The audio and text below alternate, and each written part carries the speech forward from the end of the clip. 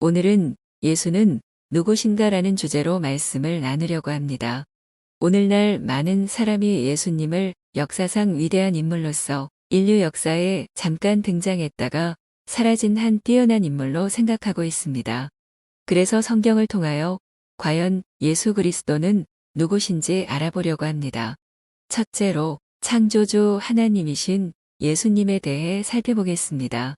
먼저 구약 성경에 예언된 예수 그리스도에 대해 말씀을 전하고자 합니다. 창세기 1장 1절에서 3절을 보면 예수님을 세상을 지으신 창조주 하나님으로 기록하고 있습니다. 하나님이 천지를 창조하실 때의 모습을 살펴보면 하나님이 이르시되 라는 말이 계속해서 반복됩니다. 하나님은 말씀으로 온 천지 만물을 창조하셨습니다. 첫째 날의 빛도 둘째 날의 궁창도 셋째 날의 땅도 다 하나님께서 이르시니 생겨났습니다. 이와 관련하여 신약 성경을 살펴보겠습니다. 요한복음 1장 1절에서 3절을 보면 창조주 예수님에 관해 기록하고 있습니다. 태초에 말씀이 계시니라. 이 말씀이 하나님과 함께 계셨으니 이 말씀은 곧 하나님이시니라. 그가 태초에 하나님과 함께 계셨고 만물이 그로 말미암아 지은 바 되었으니 지은 것이 하나도 그가 없이는 된 것이 없느니라. 창세기 1장 1절에 태초에 하나님이 천지를 창조하시니라고 하신 말씀의 형태를 따라 사도 요한은 요한복음 1장 1절 상반절에서 태초에 말씀이 계시니라고 표현함으로써 즉 하나님이 말씀이라고 표현합니다. 1절 후반에 이 말씀이 하나님과 함께 계셨다고 하는데 곧 이 말씀이 하나님이라고 했으므로 그 말씀인 하나님은 또 다른 위격이신 하나님과 함께 계셨다는 것입니다.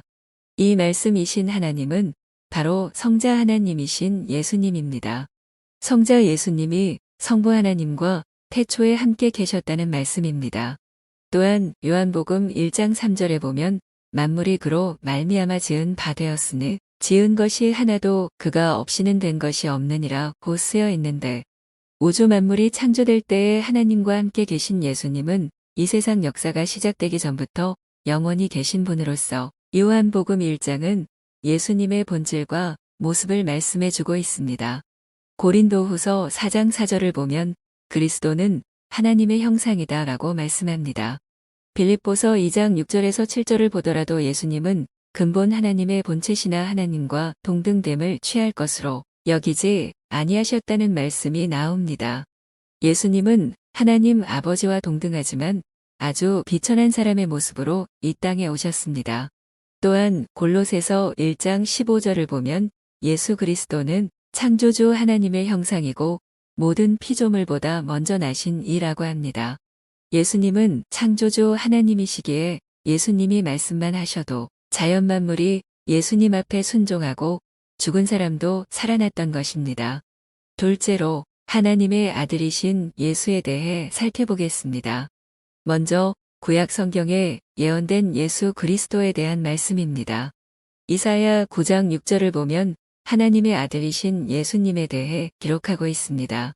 이는 한 아기가 우리에게 낳고 한 아들을 우리에게 주신 바 되었는데 그의 어깨에는 정사를 메었고 그의 이름은 기묘자라 모사라 전능하신 하나님이라 영존하시는 아버지라 평강의 왕이라 할 것임이라고 기록되어 있는데 여기서 전능하신 하나님의 아들로 이 땅에 오실 예수 그리스도에 대해 이사야 선지자가 예언을 하고 있습니다. 다음에는 신약 성경입니다.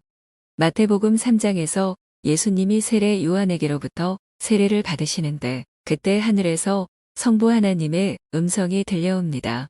이는 내 사랑하는 아들이요 내 기뻐하는 자라. 또한 마태복음 8장 29절을 보면 예수님이 사역하실 때 귀신이 예수님이 하나님의 아들이라고 밝히는 장면이 나옵니다. 또 마태복음 17장 5절의 변화산 사건을 보면 구름 속에서 하나님은 예수님을 당신의 아들이라고 말씀하십니다. 이외에 요한복음 14장 8절에서 10절을 보면 성령으로 잉태되어 인간이 되신 예수님은 하나님을 내 아버지여라고 부르심으로써 자신이 성부 하나님의 아들이심을 밝힙니다. 이어 요한복음 17장 4절과 5절을 보면 하나님의 아들이신 예수님은 아버지인 하나님의 뜻을 온전히 받들어 순종함으로써 하나님 아버지를 영화롭게 하십니다. 예수님은 하나님의 아들이시기에 우리 인류의 죄를 대속하여 십자가에서 피를 흘리셨던 것입니다. 자기 백성을 구원하시기 위해서 말이죠. 셋째로 사람의 아들이신 예수에 대해 살펴보겠습니다. 먼저 구약 성경에 예언된 예수 그리스도에 대한 말씀입니다. 미가서 5장 2절은 예수님이 베들레헴에서 나실 것이라고 예언하며 이사야 53장 1절부터 9절은 예수님이 정확히 어떻게 죽으실 것인지에 대해 예언합니다. 500년이 넘는 세월 동안 많은 선지자나 특정한 사람들에 의해 선포된 예수님에 대한 예언이 300개가 넘게 이루어졌으며 그중 예수님이 돌아가시던 날에 29개의 중요한 예언들이 이루어졌습니다. 다음에는 신약 성경입니다. 예수님은 다른 사람들처럼 배고픔을 느끼며 음식을 먹고 잠을 주무시기도 했습니다. 예수님은 보통 인간들이 가지는 감정을 가지고 웃기도 하고 울기도 하셨습니다. 그분의 육신은 인간들과 완벽하게 같았으나 아무런 죄가 없었다는 점에서 다릅니다. 결론입니다. 예수님은 보이지 않는 하나님의 형상입니다. 예수, 그분은 과연 누구십니까? 골로새서 1장 15절을 보면 예수님은 보이지 아니하시는 하나님의 형상이라고 말씀합니다. 이 세상에는 기독교 이외에도 대종교로 인정받고 있는 종교들이 있습니다. 예를 들어 불교, 유교, 이슬람교 등입니다. 이런 종교를 창시한 사람들은 모두 인류를 좋은 길로 인도하고자 했고 성실하고 정직한 분들이었습니다. 오늘날 많은 세상 사람들은 예수를 4대 성인이라고 부릅니다. 4대 성인은 불교 창시자인 석가모니, 유교 창시자인 공자, 이슬람교 창시자인 마호메트, 그리고 예수님입니다.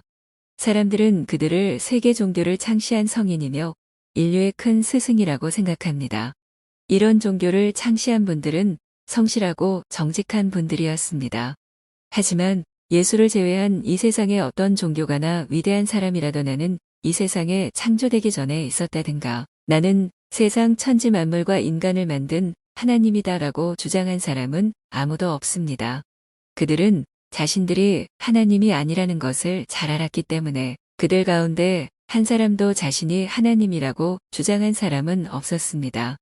그런데 오직 기독교를 창시한 예수님만은 자신이 하나님이라고 주장하셨습니다. 그리고 하나님이신 예수님은 인간으로 이 세상 가운데에 오셨습니다.